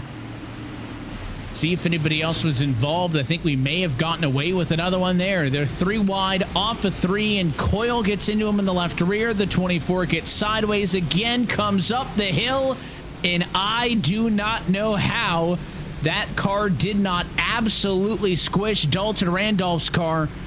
I think the 26 got a little bit of damage on the right side by scraping the fence, but Dalton Randolph had to hold his breath and close his eyes to fit through that gap. What's that phrase we say all the time? Go buy a lottery ticket if you're Dalton Randolph, because I don't know how you got through that without a lot of luck. I'm sure they could put a lottery shop somewhere in there. Right? There's a lot to this track. This is a beautiful complex, and there's a lot even not in the current iRacing scan, Evan, that a lot of people don't know. There's a couple beautiful road courses here that happen that sort of connect to the short shoot that are not in the current iRacing scan. You have to use Legacy Pocono to get access to those, but there's a lot of stuff happens here. As you said, IndyCar and NASCAR come here, but this is a track that's used year round by the SCCA and other organizations. This is a pretty cool venue, even if I'm not the best at it. I've always had a lot of trouble here. But speaking of weird things happening, I saw at least one car coming down pit road. Or are they faking? No, there it is. Is that Freenosh? Freenosh fakes out. Gas, Davis, Larson, they all stay out. Thomas George, first car in from tail end of the top 10. Maddox, Randolph, Davis towards the rear. All come down pit road, so a majority decision to stay out. Not surprising. The cars who came down pit road mostly all pitted 15 laps ago, although Dalton Randolph did pit on the most recent yellow. Again, he did get into the outside wall, I think, trying to avoid the spinning number 24, so I suspect that is a decision to come down pit road for repairs. But yeah, to your point about Pocono Raceway, right, we kind of talked about it at New Hampshire, the beautiful road course. Or just if it involves any part of the Roval, I guess we call it a Roval. That racetrack here, very much similar on the infield part of the racetrack. I've been to this Pocono Raceway, not for a race though, but just driving cross country, was nearby, went to check it out. Got a cool, funny enough, the tunnel to get into the racetrack is in turn number 2. That's why they call it the tunnel turn, funny enough. Nice little rock sculpture out there. So beautiful part of the country. And I'm sure a great place to see a race. And again, the fans always turn up for both NASCAR and for Indy cars. So one of those racetracks that are few and far between that can claim to play host to both of those series' top levels. Yeah, a great track all the way around here, and has hosted many historic moments. And I come back to thinking back when I think you saw people like Denny Hamlin getting career wins here. Martin Truex has won here. And they both credited, if I recall right, their use of NASCAR sims and video games to helping them learn the track. So lots of cool memories I can recall here. But one of the things about this we've not talked about yet is that while these pace laps are long, Evan, iRacing has made the decision that on any track 2 miles or longer, that they have cut the caution process down by 1 lap. So what happens is pit road opens for everybody, whether you're lead lap or lap down, and allows us to cut 1 lap off of that cycle. So maybe if you tuned in last week, you saw us at Nashville or Charlotte or any of the other mile and a half, you're like, man, it seems like we're burning less laps under caution. We are, because of this revamped caution process at tracks 2 miles and bigger. And that, I should say, is an absolute godsend. Because I remember a lot of races in what was at that time the eNASCAR Peak Antifreeze series in kind of the late 2010s here at Pocono, where those caution periods would go 12 to 14 minutes long with the standard caution flag procedure with the lap count, just because it takes 2 minutes to get around here. By the time you catch the pace car, you do a lap, then for the lap cars, then wind it up, and you're already 8+ minutes just with that alone. So those quickie modified yellows, if you will, for these racetracks of a larger size are a complete godsend, or I would have been tempted to send the field if that was a control that you could give them, just send them through the infield road course to try to shortcut it a little bit, because this is a big racetrack, 80 miles, or I should say 80 laps and 200 miles. Of course, on deck tonight, kind of same race distance. We'll see when we go racing in just a couple of weeks once more as we head to the night race at the Daytona International Speedway on August the 19th. Again, track, same distance, same race length, but lap times here at Pocono do take a touch longer than they do on the high banks at the World Center. So a lot of yellows stacking up the middle portion of this race. This race started with a green flag stretch of 19 laps consecutively. Since then, we have had 5 caution flags over the course of the last 25 laps. But the green flag is back in the air. Peter Irons on the inside gets a good jump, and Freenosh doesn't need to challenge from third because he restarted on the front row. So he is able to defend P2, and it'll be a dead sprint between Gass and Davis to 1. Give it to the 20 car on the inside. And Irons got an amazing jump there on the start. I thought it might have been to his detriment for a moment, Evan, because Freenosh was getting the draft and the shove down the straightaway, but it turned out everything was fine. But here they are. Freenosh made the closest he's been all night to sniffing the lead here through turn number 2. Most of the leaders get single file pretty quick. Again, only the cars that pitted all back at about what'll be 14th on back. So same storyline, same challenges apply for the cars up front. Irons on 2, Freenosh and Gass on 4, Davis no tires. The last time he was on pit road, he's doing a good job of hanging in though after losing that spot though for third. Maybe that was the best indicator of 4 tires versus none. Not overall pace, but just the way that 20 was able to fire off on throttle when they went into turn number 1 on the restart. So still watching all of those various strategies playing in as we're going to be 60 in the books at only 20 laps to go this time by. Right now, time is quickly ticking by if you're a driver in the middle or back of this field. As far as getting to the front, you need it to stay green if you want that to happen. Look at the run happening here for Dalton Randolph. Been involved in a few incidents tonight. Now he's got Dylan Coyle on his outside here, and they're going to get through this corner and come out just okay. But look at the difference in Randolph here. Able to get on the throttle a little sooner and made up a lot of ground in Coyle there. And now he's going to try to do the cut here, but nothing you can do with it.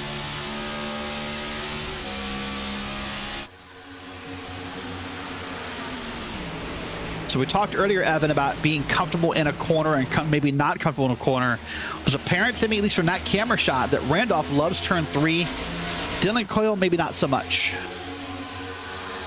Yeah, not been a fun place for him tonight. And again, Dylan has gained spots and slipped back, trying to do his best to get back into the top 10 in this one. He'd love to be able to wrap it up there. Meanwhile, Brandon Gass continuing his slide backwards as Sam Nieto continues his march forward. Took a huge shot from Kyle Trudell. Belt took out the 2 car with that punt.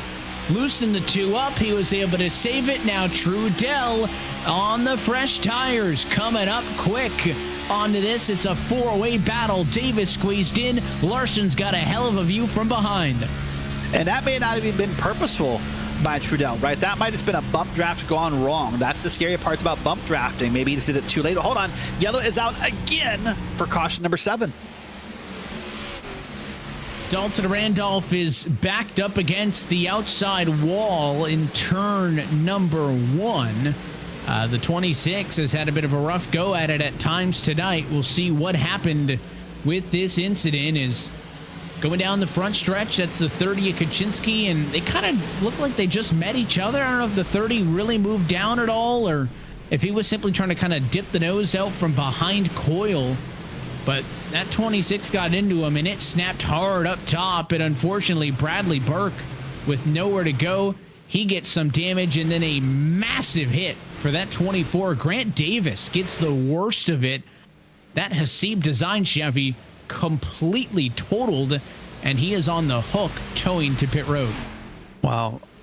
I'll say the obvious. It's there's a common trend amongst the cautions tonight, Evan. And there's a certain car involved, if you will, that's been involved in a couple cautions. And if you almost want to believe that the last caution, or I think 2 cautions ago now, might have been sending a message. I don't know what message could have been sent there, but that looked pretty eerily similar to how we sent a message 2 cautions ago. It's time to bring the tempers down a little bit, because obviously that play is not working out for you. I think what you got to do is, was there anything that happened with the 26 and the 30 prior to that? I don't believe so, but you never know, right? And you saw kind of the bit of a shot that was delivered there before that didn't work. You would think that if it was something similar, kind of learn to not go for it, but I just kind of scrub it back through the laps. I can't see anything that would indicate that Maddox and Randolph had any sort of a run in, at least on that run of the race. But again, to your point, race car drivers have a memory. Sometimes they don't always express their feelings with the best discretion. That can happen here in the RealSimRacing Cup Series. That can happen in the NASCAR Cup Series. That is just a universal trait amongst drivers. Oh, for sure. Yep. I agree with that. It happens, and as someone who does some driving on my own, I'm not immune to being upset.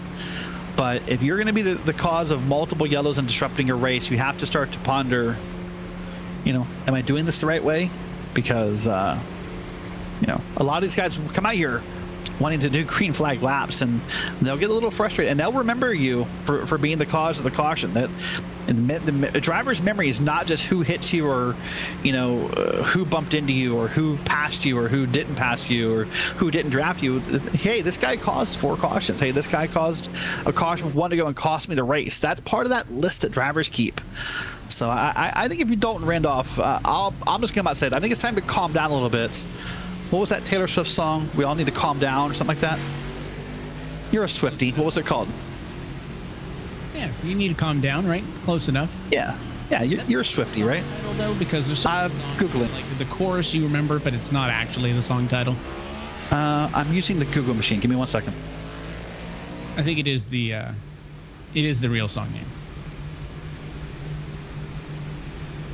My girlfriend would be very disappointed at my lack of the Lover era knowledge, which. Oh, you know the era. My dude, you know the era. I refer to them as eras and not albums, so I'm educated enough in that regard. Wow, yeah, you need to calm down is the actual name of the song. You're right about that. It was I just remember it was the song. This is weird that I know this. It's the song music video where Taylor Swift and Katy Perry made up. And speaking of music video, while I had the Google machine up to confirm that was the song title for us, MTV Video Music Award for Video of the Year in 2019. I didn't know that Video Music Awards were still a thing. Sometimes we'll let you know that the 3 turns at the Pocono Raceway are modeled after different racetracks from around the country, and other times we'll let you know what Taylor Swift music video won an MTV Video Music Award that year. So we've got all bases covered here on these Mondays. What that tells you is that we're a few cautions in, and we're running out of content, or just maybe just touching the peak of the content available, depending upon your point of view. So this is like, I can only imagine, what would you talk about on like a 24-hour broadcast, right? I mean, oh my gosh, endurance racing here on RaceSpot. I think I have maybe done 1, maybe 2, but those are guesses on some of the 4-hour commentary stints on the roadside and stuff. I love driving in the endurance stuff, especially the big official stuff on the sim, of course, Le Mans, the not so official stuff, 24 hours in Martinsville and whatnot. But I don't think I would be very well served in the booth. I don't know what I could add to the complete ad-libbing of a enduro broadcast booth. Oh man, you talk about everything. You pull on your notes of the teams and the drivers you know. You lean on some friends to come do some interviews. You talk about food. I've talked about food more than once in a 24-hour broadcast. Local food or just favorite food. You talk about paint schemes. You do like you're in a little paint scheme contest. It's you find ways to fill 4 hours. It's not always the easiest, but yeah. And then add in a broadcast I did somewhere that there was a yellow flag on a 24-hour race. And if you think Pocono pace laps are long, oh buddy, do I got news for you. The Chicago Street Course, they did a 29-minute yellow yesterday. But I mean, I've done some Coke 600s, some Daytona 500s, so we've had some basically enduro things. And you painted a car during a race. Yeah, we've had some decently long ones. Pace car's off and in. Let's do it again. Is it the final time tonight with 15 laps to go? And Peter Irons leads to turn one. He has led more laps than anybody else. He's clear for the lead. Gas on the outside, disadvantaged to Andrew Freenosh on the bottom. Can the 88 clear him? No, he can't. And now the 20's going to get the run. No, he also overdrove the exit and had to lift. This is a great run for the 20 up here. Maybe the best I can think of Gas having for most of this season. So really having a great job showing his wings at Pocono and doing an amazing job holding the outside with one of the best in the business in Freenosh. Yeah, it looked like Freenosh had it, then it looked like Gas had it, then all of a sudden it was a stalemate. But into turn three, sliding in front and clear is the number 20 car. How long does that last, though? Freenosh right back underneath them. The 7 on the bumper. Kyle Trudell has been quiet. Look at that. Despite being a top 10 car on speed, he'll push the 20 car through. Look at that power. That's the draft right there you talked about in the opening parts of this race. Look how powerful it was right there. They just left Freenosh. And here's Nieto now back in the picture. He's now to the inside of Freenosh. Do you think these guys know the race is ending soon? Do you think someone got the memo? All of a sudden, you go through a couple of caution flag cycles, everybody and their cousins on a different pitch strategy, and you kind of rub your eyes, and there's only 13 laps to go in the race, and all of a sudden you sit up straight in the seat. You got to try to go and win this thing. And while this battle for second is exciting for us, it is allowing Peter Irons to run away. He hasn't had a gap this big since the opening 20 laps of this race. That's nearly a full second to the good in favor of the number 1 car. But look at that now. These two guys are lined up again. And based upon the push that Trudell gave Gas before, you have to think they're going to be able to close that gap a little bit. Look at that. That gap, you can see this with your eyeballs on the screen, that gap decreased down that straightaway. Can they work together to make up any time compared to the leader behind them? Lots of side-by-side action. The first car on the inside, that's the red, white, and blue 53 of Austin Coupe. I know we were off last week for the July 4th kind of week-long celebration, even though it was this past weekend.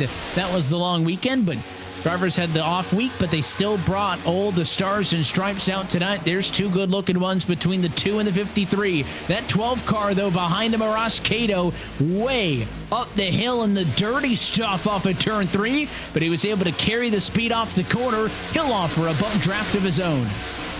Now everyone's kind of in line here. Everyone wants to be in line and doesn't want to miss out on that draft here. So now you see this kind of one big, almost train moving forward here. The 7's going to get a little high on Brandon Gas, but they'll line back up here out of the corner. And now 1.1 seconds is where we stand with about 12 laps to go.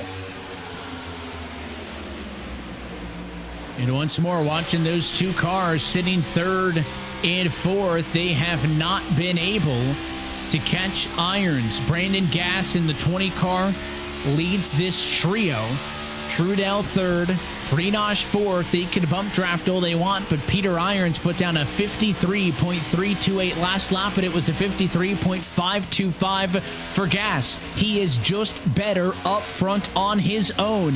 This time by a 366 for Gas, a 710 for Gas, I should say, and Irons with the 366, almost a half second faster for the car in P1. And I think these drivers second on back see he's pulling away, and they're they're no longer interested in helping each other. It is every man for himself. Look at this mammoth battle. 8 cars for P2 on back. Yeah, and everyone said that, you know what, I'm going to race for what I can get here. Obviously, we're not catching the leader. We're doing it this way. Let me do it my way. Let me show you how it's done. Oh, and we got a car loose, got a car spinning in the back. Out of turn 2, the 51's involved. 1 car up in the air, a bumper clears the wall on the inside. It is the biggest wreck we've had on the night, and it'll bring us inside of 10 laps to go in the Pocono 200. That was a mammoth of an accident coming off of the tunnel turn. Brett Larson claiming responsibility for the caution immediately. He apologizing for that one. I think he got in too hot, and look at that. I mean, they start bouncing off each other. Coop gets taken out. The 15 of Davis was the one who I think had all 4 tires off the ground at one point. He was on top of the 6 of Thomas George, and that's just a big, big mess. Kind of reminded me of the whole Brad Keselowski team no lift thing, because I don't think the 51 lifted on the bottom of that track. He was just committed to getting back in line and making that work there. Well, now let's talk about the range of emotions, Evan. Sometimes as broadcasters, we love to have that range of emotions to sort of help tell the story. Well, here it is. If you're Brendan Gass, if you're Andrew Freenach, if you're Kyle Trudell, you're stoked. You get one more shot, one opportunity to seize everything you ever wanted. If you're Peter Irons, this must just give you like heartburn and indigestion, everything, knowing that you got to get this restart correct. And it may not just be one more look. It could be 2, could be 3, 4, 5 different restarts, depending on what happens with how these cautions may fly. We mentioned it off at the top of the show, but unlike the NASCAR Cup Series, it is not unlimited attempts at overtime. 3 is the cap. Could dig into that a little bit. Are there any decisions on pit road? I thought the top 2 were going to be left out after Freenach indicated he was coming in, but they all faked out at the last minute. First car in, Coop and Papineau from 11th on back. So your top 10 stay out and do not come down pit road. I don't think I disagree with that call. We've seen fast race cars like Sam Nieto come down pit road, get a tire advantage, and admittedly, Derek, not march through the field like I think he would have wanted to. And with the limited laps that are going to be left, and with even less of those maybe happening under green, I think the call to stay out may just be the correct one. Now, here's the only question mark I'll throw at it. And I don't think this is the scenario, but it would be the only time I would come down and pit right now. You mentioned that possibility of 3 overtimes. That's an extra 12 to 14 laps, I believe, depending on when the cautions fly and how it works out. If for some reason I thought I was not good on gas, I might as well come down now, put tires on it, and see if maybe we go green the rest of the way, what I could do with 5 or 6, 7 laps of tires. But you're right. If I have the gas and the tires to go, I'm committed. Maybe if I'm in the back of the field, hey, why not? But if I'm, Irons, Gas, Freenach, Trudell, anyone through the top 10, Soa even in top 10, you're not going to convince me to come down pit road. Yeah, so you mentioned back inside of the top 10 in this one. Of course, again, there's probably 7 different strategies in play amongst the leaders. Your top 4 pitted 30 laps ago, 5, 6, and 7 pitted 22 ago. Thomas George, 15 ago, 9 through 11, 8 ago. And then, of course, Papineau, Coop, who lead the charge off of pit road, 4 tires into fuel for 12th on back. That's 5 at least different pit road increments. And then it's also safe to say that not everybody even did the same thing when they were down there, because amongst those top 4 who pitted all 31 laps ago, Peter Irons was the only driver to take 2. He's trying to do all of this and has been holding these guys off successfully with older left side tires compared to everybody else, whereas Gas, Freenach, and Trudell took 4. So just make up a number and round it to like 9 different active strategies happening right now.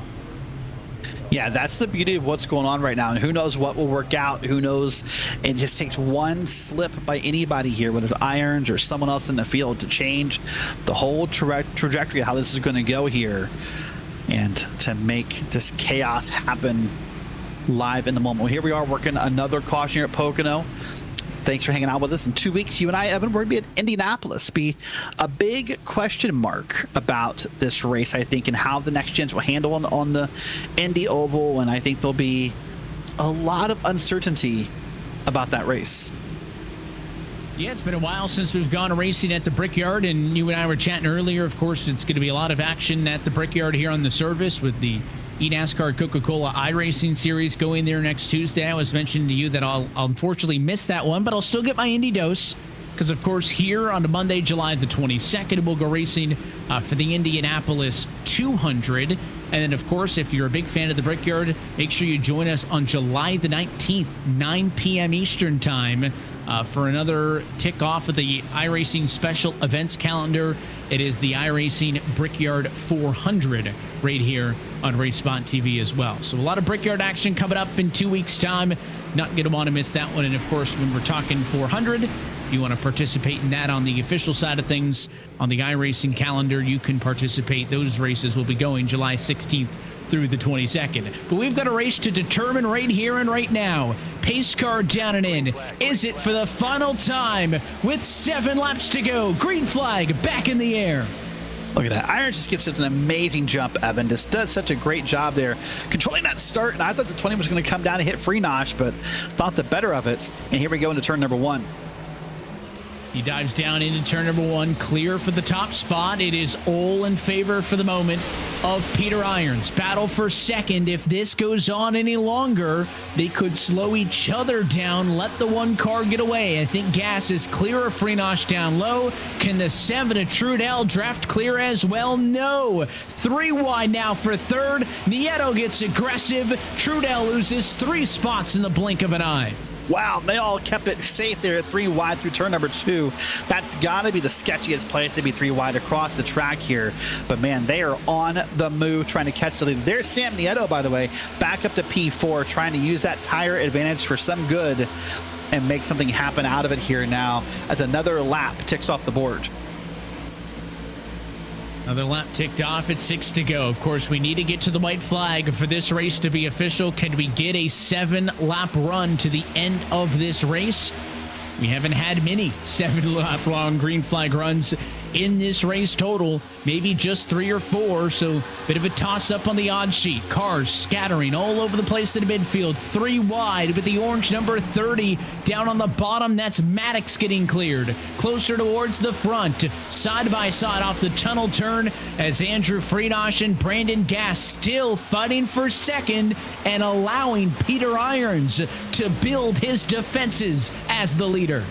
And I was about to say before this side-by-side battle, Evan, that for the first time I thought they had maybe were keeping Irons in their sights, that they were going to be able to, stay in touch with Peter Irons. But you're right, if they keep going side-by-side, that will not be the case here. So Freenach pulls back in line and wants to try it again. He'll get right in front of Sam Nieto, and he'll stay in P3. Stays P3 as they run currently. Can they catch back up to Irons, though? He wasn't able to build a second plus advantage like he did earlier, but it is still a solid 4/10. Kyle Throttle watching on from P6. That's the 44 of Lariah who sent it into the tunnel turn and is going to have a terrible exit. 7 with the speed. He'll go to the inside. This one for P5 is in front of them. Nieto to the inside of Freenach, fighting for third, fighting for fifth. That was a great picture of the danger of overcooking a corner right there, because if you cook it in, you got to really be careful on the way out, not to hit the wall, and that's what allowed Lariah to lose that spot there. But now Brandon Gas, half a second, trying to stay in touch with Irons. That's definitely within drafting range. It's not a full draft, but it's enough to kind of help you along a little bit here.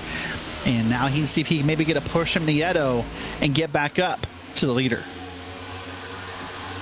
See if he can get himself in position, or is Peter Irons just too good off the get-go, and is that gap that he built going to be too much, too late for these drivers to be able to punch back at? Irons' advantage grows the last time as he continues to pull away.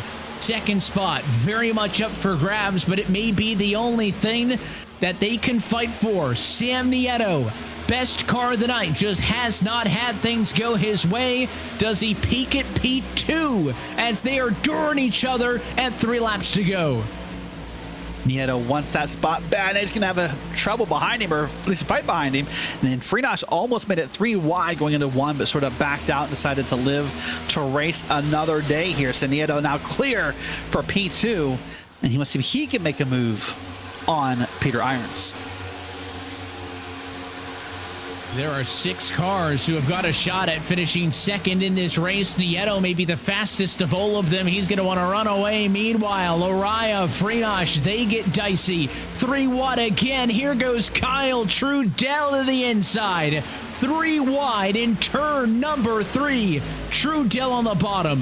Loraya in the middle. Freenosh on the outside. It's not the fastest way around, but man, is it fun to watch. And all 3 of them going to drag race down the front straightaway. 2 laps to go. This race is official the next time by. And for as much room as there was in turn 3, Evan, they did not use much of it to be 3 wide there. They were all over top of each other in that 3 wide move. But here's Loraya still trying to clear Freenosh. And right now you can see just on the pylon on the top left of your screen, that gap is growing ever so slightly. Nieto is not having any more luck than anyone else did. Irons is walking away. Peter Irons walking away, has had such an impressive debut season. Is he going to put it all together, waiting to make sure that this race is official?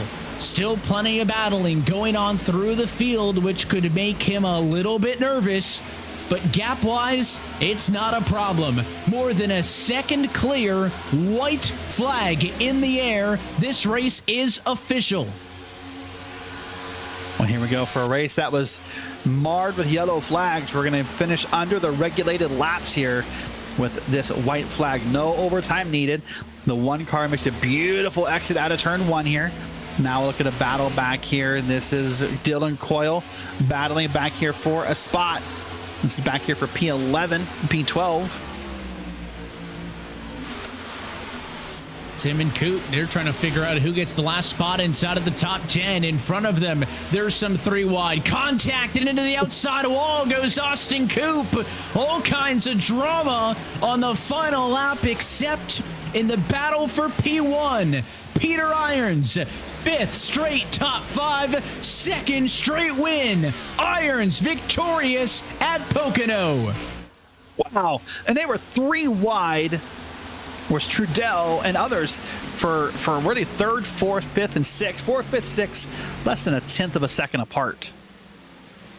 All kinds of chaos and drama on the final lap, and Peter Irons is going to have to scrub back the replay to watch it because he was so far out he missed all of it. A dead heat for 4th position in 1/1000th of a second between 4th, 5th, and 6th as Loraya, Trudell, and Gas with 3 wide at the stripe. If that was for the win, it would be the closest finish you've ever seen on iRacing with a dead heat for the number 4 and 5 spot. I mean, so many close battles. Soa and Papanow, the battle for 8th was separated by just 100th. But watch this as they come out of the final lap. Freenosh is going to stay ahead of them. That black 88 car is going to get 3rd. He's there fighting for position. There's contact that knocks Gas back. And watch these 3. 1/1000th across the 3 of them. And they're going to come through this corner. And Gas is going to put himself in the middle 3 wide and is going to kind of get Loraya up here. Now, look at that. There's another car involved here. We're almost 4 wide here at the line. And here they come to the line right there. That's how close it is, Evan. And again, you compare it to the leader. Loraya, 3.053 seconds back. Trudell, 0.53 back. Gas, 0.54. Incredibly close. But they were still steps beyond this man. He may not have had the fastest car on single car pace, but he navigated the race better than anybody else. The Vantage Racing fans are out in the chat as well. And again, Peter Irons has now made 5 career starts in the Full Throttle Real Sim Racing Cup Series. He has 5 top 5s, 2 race wins, and maybe, just maybe, with the likes of 7-time race winner, Agnell Phillip, the Cody Harrises, the Dansons, the Larias, the Burks. Just maybe the late entry in Peter Irons' Advantage Racing can be a part of this championship battle in 2024. Let's take a look at your full race results. Again, he gets the race win. In the end, leads the race high 59 laps. Nieto and Freenash, your top three. We'll try to talk with all of them in just a few moments. There's that almost dead heat across 4, 5, and 6 with Lariah, Trudell, and Gas. And how about a shout out, Steve Soa, top 10 in the number 8 position. And Austin Coop, aggressive battle late with Dylan Coyle. He wins the battle for P10. Moving back here into P11, we're going to find here the scoring is going to be Dylan Coyle with Thomas George in 12th, Mike Maddox in 13th, Maverick Davis in 14th with Brandon Westbrook in P15. Then Minotzi Major, 3 laps down, the first car not on the lead lap. Bradley Burke, DeAndre Kane, Grant Davis, and Brett Larson round out your top 20. And the last couple cars in the field, Evan, beyond that would be Dalton Randolph in 21st and Braden Whitaker 41 laps down in P22. It's looked at the bottom at your full race results. Let's go trackside and talk to tonight's race winner for a second straight night. Peter Irons is your race winner, this time at the Pocono Raceway. Peter, congratulations on the win. And I think it may be a little bit overblown to say that, by far the one car wasn't the fastest car tonight, because sure, Sam Nieto had the best time in practice and the best time in qualifying, but you were P2 in all of those. But when it came to navigating the race, you handled it better than anybody else. You'd lead a race high 59 for your second in a row. Congrats. Thank you. I was a little worried with the connection issues, but we got that sorted out, and I really appreciate the officials letting me sort that out before any penalty was issued. So I really appreciate the patience with that. So many races this season, and I know that's a relative term for you for start number 5, though. With no cautions, green flag all the way, and strategy is kind of very easy to pick apart. Either there is a strategy and there's a little bit of variance on when guys come in, or there's maybe 2. Tonight, though, maybe a season high 8 yellows meant that there was so many opportunities to kind of throw it away on pit road, right? To kind of unintentionally take yourself out of it, and you just didn't. Kind of walk me through how you made those calls that led up to, I think, a 39 lap run to the end of the race, I think on just 2 tires. Yeah, I came in thinking we got 1 lap less of fuel to make it halfway. So it's gonna be just like Nashville. And then we get a caution. Well, we all got to take tires and 4 fuel. We also got to take 4 tires of fuel because there's still so many laps to go. And then caution after caution, that was a challenge to definitely navigate. But with the track temp going down and fog rolling in, there was more grip and less tire fall off. So with that, I kind of made the choice where I'm going to get the lead. And once I get the lead, I'm not going to take it up, not going to give it up going up pit road. So I did what I could to get the lead. I had a good fate to get Sam to come in and get the lead that way. And yeah, not pit from there, which is pretty happy with all the cautions to not let Sam catch up with the newer tires. Well, not that things started slow for you, because they've all been top 5s, but it's really picked up for you now with race wins in the last 2 at Nashville and now Pocono. One of the corners here is shaped after the Indianapolis Motor Speedway. We go there in 2 weeks' time. What is the outlook for the Brickyard, and is that another place that you feel like you can be in contention? I have never done an official race there, so I have no clue. I know I'm good in turn 3 here, like you mentioned. That is pretty similar. So I'm hoping that turn 3 here translates. But I trust my practice, and I trust Kevin King. Kevin King said he was going to run this race, and yet he had some issues at work that trapped him at work. So unfortunately he was in this race. That's why he missed. That's the lure. But he's been working with me, and that's been showing in these results, I believe. So I'll continue to work with him, and hopefully he can join us for Indianapolis and have a good race there. Well, Kevin said after you won the Nashville race to watch out for you, and Ross Cato had jokingly replied on social media that he tried to watch for you, but you were too far in front. So obviously a very impressive start for you. We'll let you get out of here and celebrate this one, Peter. Before we do, anybody else you want to say hi to? Yeah, my mom and dad are watching. So is my brother Calvin. He's a fun one, and so is my older brother David. So I really appreciate them watching and hanging out. It makes the races more enjoyable when you have some sort of audience. We saw the Vantage Racing Team fans in the YouTube chat. Yeah, appreciate them watching. I'll mention them too all night. So I forgot. Sorry, Nick. I forgot to upload the scheme. That was my bad. I was having connection issues, as you saw, so my bad on that. Sorry. But thanks for chatting too. I saw your messages in Nashville, so that was pretty cool to see. It's another opportunity to get some eyes on it when we do it again in 2 weeks at Indy. Peter, we appreciate you being a part of this again. Congratulations on your win, and thanks for talking to us. Thank you. That's your race winner tonight in the Pocono 200. It is Peter Irons again. Sounds like, Derek, we may be saying that sentence for a long time to come. We've still got more drivers to chat with. Sam Nieto came home at second place tonight. You are with the driver of the number 2 car who was so close to his first win this season. Well, Sam, what an up and down night. What a crazy night it felt like from up here. So I'm guessing it felt crazy on the track. What's your overall thoughts on this race? Yeah, it did have a couple ups and downs for me, didn't it? Yeah, so I just made a mistake. I think this is the first time I think I've ever seen that we had a restart zone enabled. So I know the rule is go on green, but for some reason in my mind I was thinking, okay, I've got control. So I went and I broke the rule, so I served the penalty and got a lucky caution and did my best to make some passes and ultimately did that. So as a driver, when that happens and you have to serve that drive through, I mean, luckily here at Pocono, it didn't put you a lap down, but how do you manage the emotions and the frustration that comes with that when you're racing, 20-ish seconds behind the field?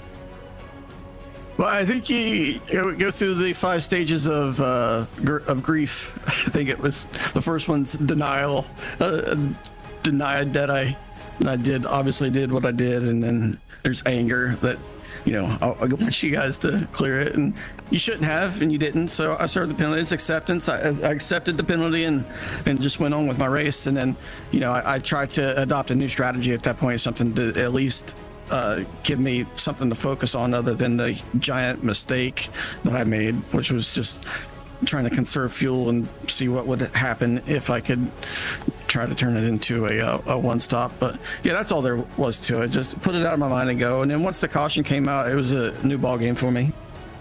So obviously we saw you kind of play with tire strategies and kind of trying to be different then, which I appreciate. But do you think that if the race had gone longer under green, you could have caught Peter, or was that just a mountain too big to climb?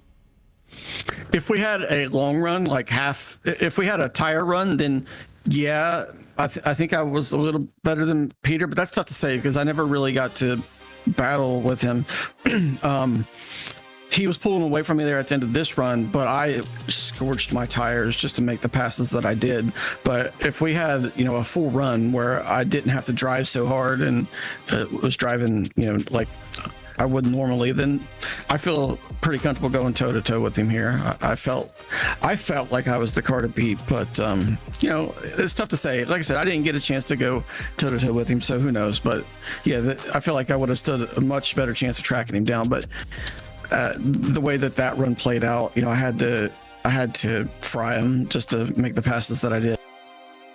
All right. Well, listen, I guess 2 weeks from now, I should say, we go back racing at the Oval at the Brickyard. Are you excited? Hell yeah, man. We're finally back at the Brickyard. I don't know how well I'll run, and I guess it's a lot like this track. Well, a couple turns, so one turn indication, maybe I'll have a little, one of them. Maybe I'll have a little speed. I've always felt comfortable there before, so we'll see. But, it's first time back there. I think we're all on an even playing field. I would agree. Well, listen, is there anyone else you want to give a shout out to or thank you for making everything happen? Yeah, thank you guys for putting on the broadcast. You guys do a great job. It's always fun to go back and watch. Congratulations to Peter on I guess it's second consecutive win. I think, maybe. Whatever it is, congratulations. That's right. All right. Well, listen, Sam, great job tonight, and we'll see you in 2 weeks. All right. Thanks, guys. right, that's Sam Nieto, driver of the number 2, finishing number 2. And now we'll go ahead and wrap up here. Andrew and Freenosh in the 88. Andrew, P3, really an up and down race for you all night long. Lots of bump drafts, lots of side-by-side battles, lots of, even a 3 wide at one point. What was it like out there?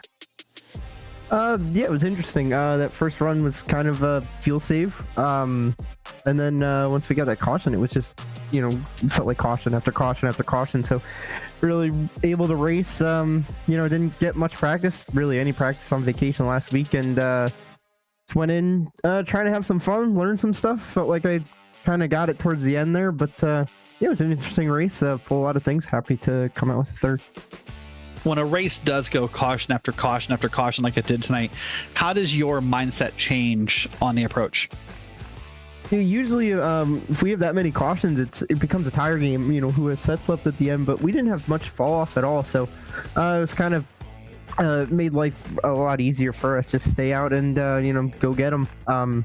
Drafting was definitely a little bit harder, but yeah, that was kind of it.